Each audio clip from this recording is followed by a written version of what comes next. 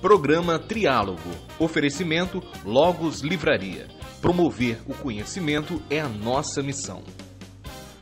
Olá, esse não é um monólogo, não é um diálogo, é um triálogo. 3 pessoas dialogando sobre um assunto do seu interesse. E o assunto de hoje é o poliamor, uma das modalidades das relações não monogâmicas. Você acredita no monopólio do amor ou na livre concorrência? Já parou para pensar sobre isso? Ainda não? Então hoje é a sua oportunidade. Não saia daí, porque o triálogo está começando agora.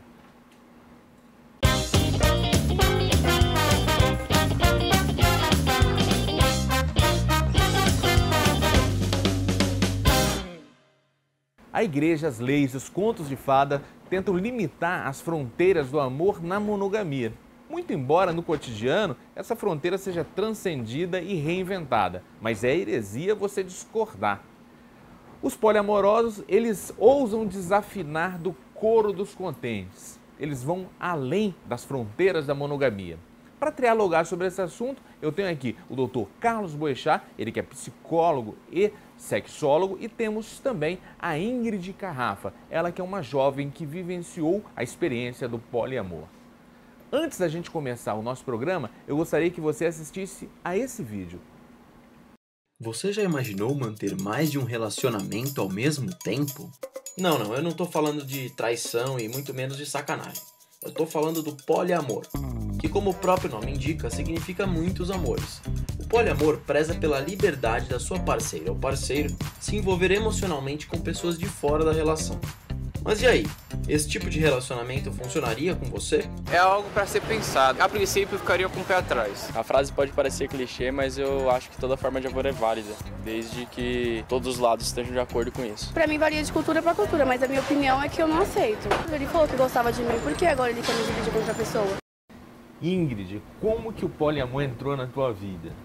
Então vamos lá, eu sempre estive poliamorosa, eu acho que desde a adolescência. Mas você ainda está na adolescência, né? Quantos anos você tem? Eu tenho 25. 25 anos. Eu sempre estive, mas em questão de termos, de nomes, eu não sabia dar nome àquilo. Como que você sentia isso?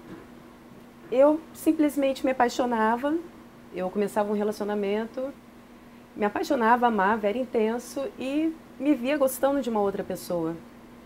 E putz, aquilo também era intenso, só que eu não sabia dar nomes ainda. Sentia culpada?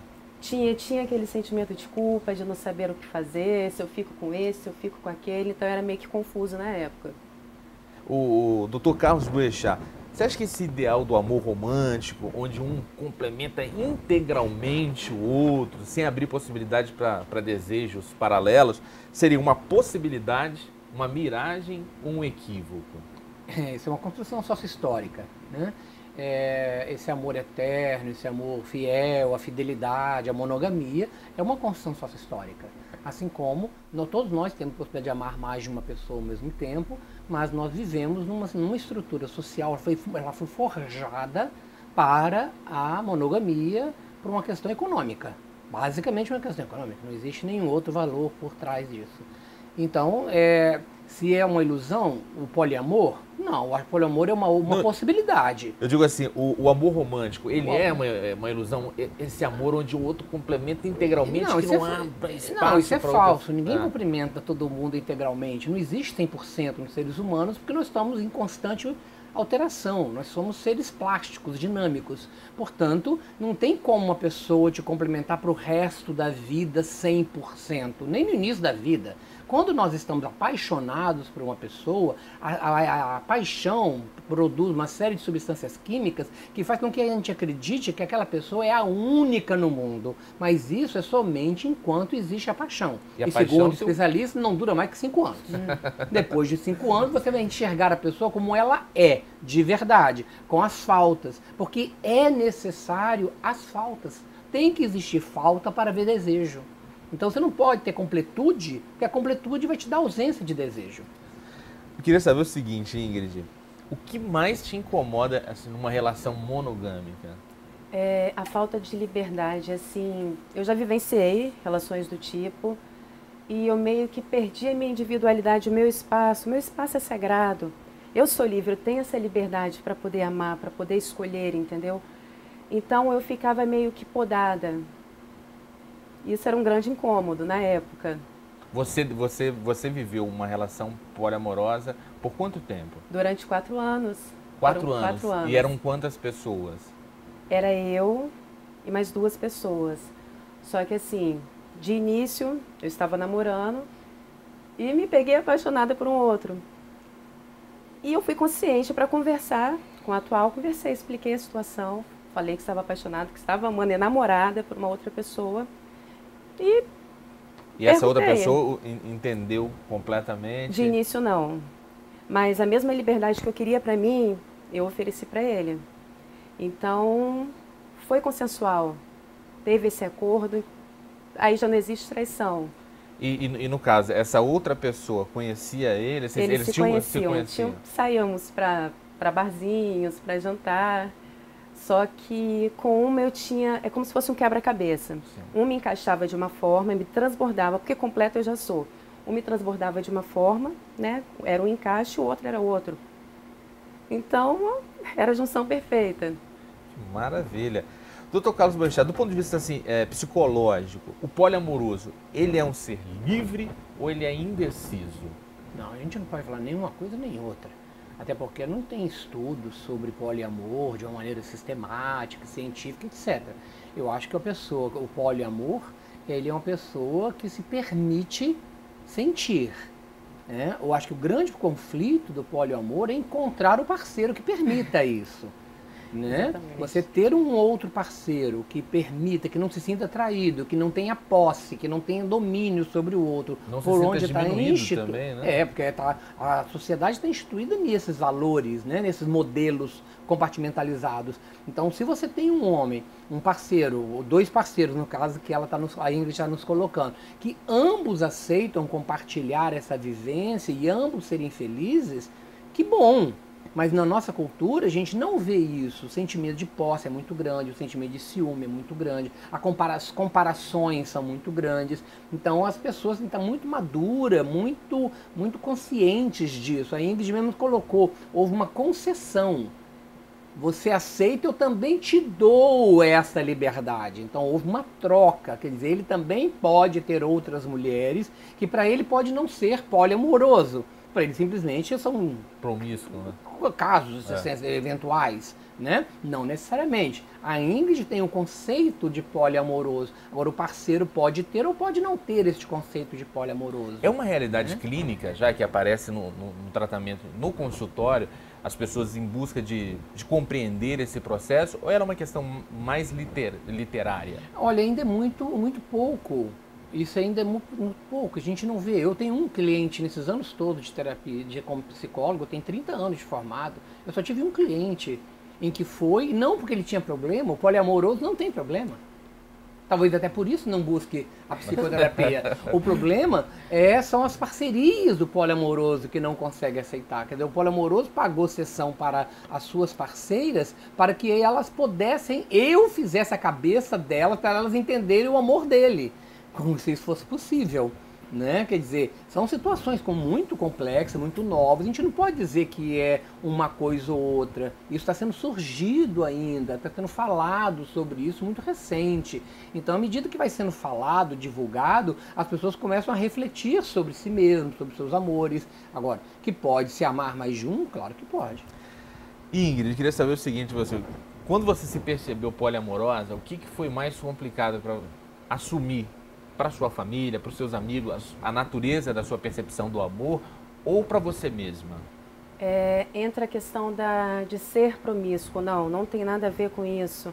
Eu conversava com o pessoal, eu estou nesse estado de poliamor e me apaixono sim por 1, por 2, por 3, com a mesma intensidade e tem esse preconceito de ser uma coisa promíscua, de ser uma coisa suja. Poliamor difere do swing. O swing já é mais voltado para o sexo, é mais sexual. O poliamor eu posso estar apaixonado, posso me apaixonar pela pessoa em si, pelo intelectual, não necessariamente tendo que transar com ela não, entendeu? Então teve essa dificuldade de explicar e a minha aceitação em relação ao ciúme. Porque o ciúme existe sim, mas ele sendo controlado aos poucos ele some. Porque ciúme é sinal de insegurança e de posse, e o outro não é posse, não é objeto.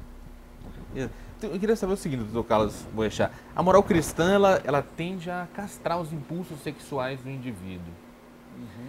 O que acontece com tantos impulsos que são castrados pela sociedade? A Ingrid é um exemplo de que não se permitiu essa censura. Mas a maior parte das pessoas acaba se permitindo essa castração. E esses impulsos não vivenciados? Esses impulsos eles serão deslocados para outras instâncias da vida, para ganhar dinheiro, para intelectualidade, para outras instâncias da vida, porque também nós temos que entender que nós não podemos, enquanto humano civilizado, chamado civilizado, vivermos todos os impulsos você pode viver. Não. Porque na uma sociedade organizada, se você for viver todos os impulsos, matar também é um impulso. E é um impulso bem recorrente. Sabe, matar é impulso. Quer dizer, então pode matar todo mundo, pode transar com criança, pode ter relações entre famílias. Tem uma série de impulsos que a sociedade entende para o equilíbrio dela, produtivo, financeiro, etc. É importante que assim seja. Agora, a gente tem que lidar com... Existe toda uma história, não só religiosa, como psicológica, de que a maturidade está no controle desses impulsos. Agora, o controle não significa repressão, significa você escolher o que você vai fazer da sua vida, como que você quer viver a sua vida. Não é uma questão de não pode. Não, eu caminho para um outro lugar, eu entendo que eu preciso viver desta outra forma. Né? E isso não é necessariamente uma repressão. Agora, a sociedade vive uma história de repressão, claro, todos nós vemos, toda sociedade tem regra. Não há sociedade, é bando. Gente, o papo está muito interessante, a gente vai para um rápido intervalo, daqui a pouco a gente volta com mais triálogo e dessa vez com as perguntas que foram apresentadas para o público. Não sai daí, porque o triálogo hoje está bem instigante.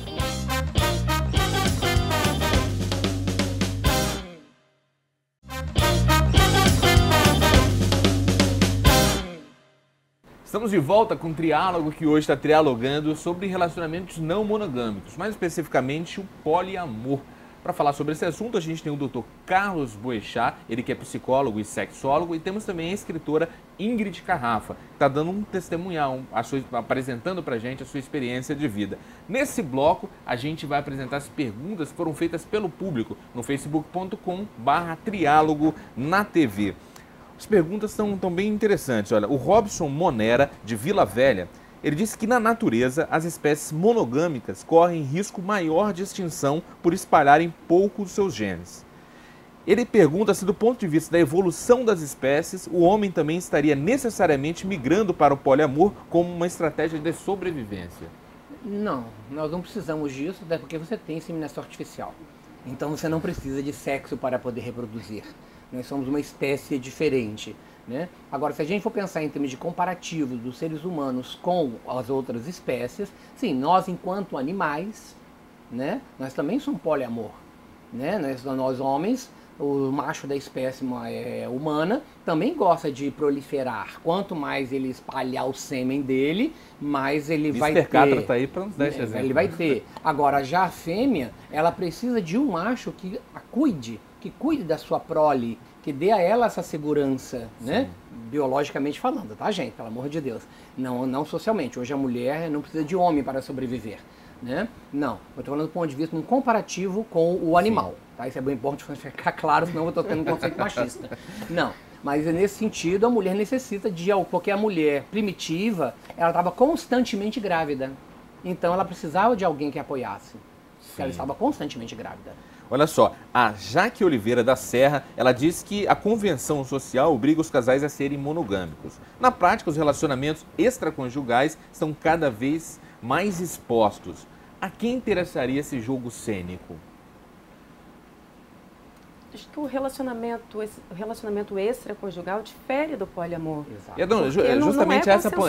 Justamente essa ponderação que ela faz. Ela fala que as pessoas são obrigadas a se mostrarem monogâmicas, muitas vezes, nas suas relações sociais, elas acabam tendo relacionamentos extraconjugais. Ela pergunta a quem interessa esse jogo cênico? Ela socialmente se mostrar de uma forma e nos bastidores da vida se conduzir por outros caminhos. A questão é que não é um jogo cênico, é que você tem uma satisfação de um desejo e você vai criar uma nova falta, como eu disse anteriormente, porque se você está satisfeito, chega um momento que você começa a querer se instigar por algo novo. E nós vivemos uma cultura do descartável, uma cultura onde o novo é que basta. Quer dizer, a gente não quer melhorar, manter, cultivar aquilo que se tem. A gente quer estar trocando. A vida virou um Facebook, onde tudo, aquelas verdades postas ali são leis máximas. Então, quer dizer, essa motivação, o novo é sempre mais importante, cria essa história de que vou experimentar uma nova mulher, vou experimentar um novo homem, experimentar uma nova parceria. Agora, é muito importante isso que ele estava falando. Não estamos falando de amor, nós estamos falando de encontros sexuais fortuitos, nós estamos falando de conquista, nós estamos falando de vaidade, nós estamos falando de sentir o homem, de sentir a fêmea, de sentir a top ou o top. Isso é coisa que permeia a vaidade e não as relações sentimentais, afetivas. Boa ponderação. Olha só, a Alessandra Araújo, de Vitória, ela pergunta se quem é adepto do poliamor não sente ciúme em ver seu parceiro tendo prazer com outra pessoa na sua frente. Mas, assim, a partir do momento que eu vejo que ele está sendo amado, ele está sendo olhado com carinho e ele está amando da mesma forma, eu vou ficar feliz por ele. Assim me completa. O ciúme foi como eu falei, o ciúme existe, mas ele vai sendo controlado aos poucos até não rolar mais nada. Eu vejo a felicidade dele, ele está sendo completado por uma outra pessoa, eu estou sendo completado por uma outra, e também completo ele me completa, então basta. É aquela liberdade, aquela coisa de poder amar, assim, amando livremente. Deixa eu complementar, Ingrid. Sim. Eu tenho um cliente que é poliamor e eles fazem também de uma outra forma, porque a esposa que tem um filho não dá conta de ver. Então eles têm uma relação junta em termos sociais, mas a vida afetiva sexual é feita à parte. Eles têm casas diferentes, ok? Então os encontros não são segredos, não são secretos. Eles têm os dias da semana com uma, os dias da semana com outra, e fim de semana fazem todos juntos, mas nunca se deitam juntos. Sim. Entende? Porque uma da parceria não dá conta. Mas isso é bem típico no poliamor, assim, eu posso estar com duas pessoas, me relacionar com uma em um dia e não necessariamente os três juntos, não é uma orgia louca como todo mundo pensa. Olha só, o Marcelo Lopes de Recife, ele pergunta se essa busca incessante dos poliamorosos não reflete um vazio interior que a pessoa busca preencher com o sexo. Aí é o sexo, não é o amor que a Ingrid está colocando. Pode ser, gente, em comportamento humano, tudo pode ser. Quando a gente faz a pergunta, pode ser? Eu sempre digo que pode. A questão é um vazio? Sim, assim como você buscar N casos extraconjugais ou N relações, uma pessoa que não namora ninguém, só fica pegando ou ficando, ela também representa um vazio interno, também vai ter uma ausência de uma afetividade. Toda busca incessante, então. Toda busca incessante. Até por um Big Mac. Qualquer coisa. Toda compulsão mostra uma dificuldade interior, né? Mas eu acho que não é o caso do poliamor. Olha só, a Silvana Calmon, de Vitória, ela pergunta se as relações poliamorosas necessariamente trazem em si um componente homossexual. A relação se dá com parceiros paralelos ou com casais de 3, 4, assim por diante? Não, no meu antigo relacionamento, eles não se envolviam sexualmente. Sim. E acontece muito de não rolar esse envolvimento. Eu tô ficando com ele tá ficando com uma outra pessoa, tô ficando com outro que também está ficando com outra pessoa, está ficando comigo, e não nos reunimos na cama juntos, assim, para ser bem claro, para os três ficarem. Não rola essa questão que ela colocou. Olha só, tem um telespectador aqui que pediu para não ter a identidade revelada. Ele ele coloca até de uma forma pejorativa, eu diria. Ele fala o seguinte: se essa modinha de liberalidade sexual não é incentivada pela TV, tendo como objetivo destruir a família tradicional. A família tradicional já está em processo de mudança, não de destruição. Acho que é importante, destruição da angústia. Não, está em processo de mudança. Porque hoje você tem vários tipos de família, você não tem só uma família tradicional. Tá? Então nós temos vários tipos de família. Tá? Agora, eu acredito que se você entra numa história do tudo pode, você cria problemas sérios, comportamentais, afetivos, sim. Eu acho que não é assim, tudo pode, né? Tudo pode para todo mundo. Eu acho que cada ser tem as suas demandas, tem as suas necessidades, porque uma pessoa é adepta, porque a Ingrid é adepta do poliamor, não significa que todo mundo que está vendo esse programa está errado se não for adepto ao poliamor. Ou que está todo mundo errado porque não é adepto ao poliamor. Não é assim. Ou a Ingrid está errada, de maneira alguma. Eu acho que nós temos todos os desejos para todos os seres humanos, mas esses todos os desejos não são para todo um só seres humanos. Cada ser humano tem que ver a sua adequação. Porque nós temos uma ideia de que aquilo que sai na mídia, seja ela qual for, aquilo não, é um modo, é certo, né? É para todo mundo, tem alguma coisa errada comigo, né? Você vê, a Ingrid tem cabelo anelado, ela não esticou, porque o certo é todo mundo esticado. Não, não é. Cada um tem o seu estilo. Quer dizer, no comportamento também. E a gente tem que tomar muito cuidado com isso. Quando você vê essa colocação, modinha, como que você percebe essa fala? Assim, é cada um com o seu. Se acha que é modinho ou não, já não é um problema meu. Eu sei que para mim não é. Eu vivencio, para mim, eu transbordo com tudo isso. Então, independente do que falam, do que vão falar ou deixaram de falar, não ligo. Exato. Que tem esse apego muito... Hoje em dia a gente está vivendo um contexto de uma volta de um pensamento ultraconservador que tende todas essas possibilidades de percepção do novo, de reavaliação de relacionamentos, inclusive, como uma ameaça às estruturas e padrões. Em todas as épocas, sempre existiu o ultraconservador e o ultraliberal, né? Vai depender de quem tem maior poder de divulgação. Sim. Como nós vivemos uma época de imagem, então quem detém mais emissoras vai poder passar as suas ideias. Então, se você detém você de uma linha mais ortodoxa, mais tradicional, e você detém veículos de comunicação, você vai passar essa ideia. Se você é o contrário, quer dizer, depende muito. E aqui no Imagem TV, estamos colocando aqui todas as visões sobre esse aspecto. Olha, eu preciso fazer um intervalo agora. No próximo bloco a gente volta comentando dicas de literatura sobre esse assunto. Então não sai daí que daqui a pouco você vai poder saber um pouquinho mais sobre o universo do poliamor.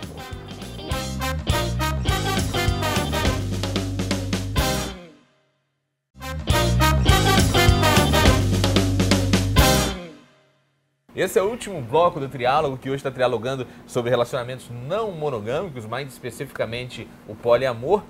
E agora a gente fala as dicas de literatura para você que quer saber um pouquinho mais sobre esse assunto. Doutor Carlos Boechat, que livro o senhor indicaria para quem quer saber um pouquinho mais sobre esse tema? Eu digo que um livro específico sobre o poliamor não temos nenhum. Eu não conheço nenhum específico. Acho que não tem ainda uma produção a respeito disso de uma forma específica. Mas você encontra vários livros que falam sobre as relações afetivas, relações emocionais, relações conjugais, né? Um que eu indico é a História Social da Criança e da Família, do Philippe Arié. Ele é um livro que fala, até mesmo o que você perguntou hoje no início, o tipos de família. Quer dizer, você tem que ter uma noção que a família ela é construída historicamente. A família, por exemplo, nuclear, ela é do século XVIII. Ela não sempre existiu. Então, essa família que nós entendemos, ela tem pouco tempo. Então, é importante que a gente tenha uma visão. Então, os livros que contam uma história da evolução dos comportamentos, da evolução social, eles dão uma visão, uma capacidade de você raciocinar em cima dessa possibilidade. Por exemplo, hoje aqui na minha entrevista eu não falei nada contra o poliamor. Não tem algo contra, porque eu tenho uma visão mais ampla da situação, que não cabe ninguém julgar ninguém. E agora, são nomes, como vai lidar com isso. Então, a História Social da Criança e da Família é um livro gostoso de se ler, que vale a pena. Olha, muito obrigado mesmo pela visita, pelos esclarecimentos, pela disponibilidade. Eu que agradeço. Ingrid Carrafa, o que você indicaria? Que livro você indicaria pra gente? Então vamos lá, eu vou fugir um pouquinho do contexto, tá? Mesmo porque eu amo música, poesia. E ama fugir das regras também. Também. Então tem uma música que nós falamos que é o hino ao poliamor, que é A Maçã, do Raul Seixas. Que seria mais ou menos assim: se esse amor fica entre nós dois, vai ser tão pobre amor, vai se gastar. Olha, legal. Muito bom, Ingrid. Obrigado mesmo pela sua presença, pelo seu depoimento tão sincero e tão tocante. E com certeza tocou também ao nosso telespectador. E a você que nos assistiu até agora, o meu muito obrigado. Eu espero você no facebook.com/triálogo na TV para você deixar seu recado, deixar sua pergunta, deixar uma sugestão de tema, deixar sugestão de entrevistado pra gente. Isso é muito bom, isso que alimenta o nosso programa, tá certo? E se você vive uma relação de poliamor, se você vive a culpa de viver uma relação assim, acho que o programa de hoje trouxe algum esclarecimento para você. Pegou o programa pela metade? Vai lá no site imagem.tv.br/triálogo, lá estão todos os programas que a gente fez, inclusive esse. Aí você pode indicar para os seus relacionamentos. Quem sabe a pessoa que você se relaciona depois de ver esse programa não se sinta tocada a mudar um pouquinho os referenciais, não é? Continue no nosso canal, daqui a pouco começa o programa Hora H. Eu te espero na próxima semana, eu te espero a semana inteira, na verdade, em 2 horários, às 23 horas e às 15 horas. Até!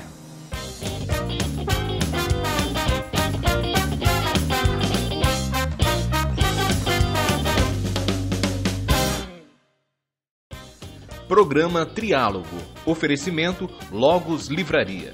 Promover o conhecimento é a nossa missão.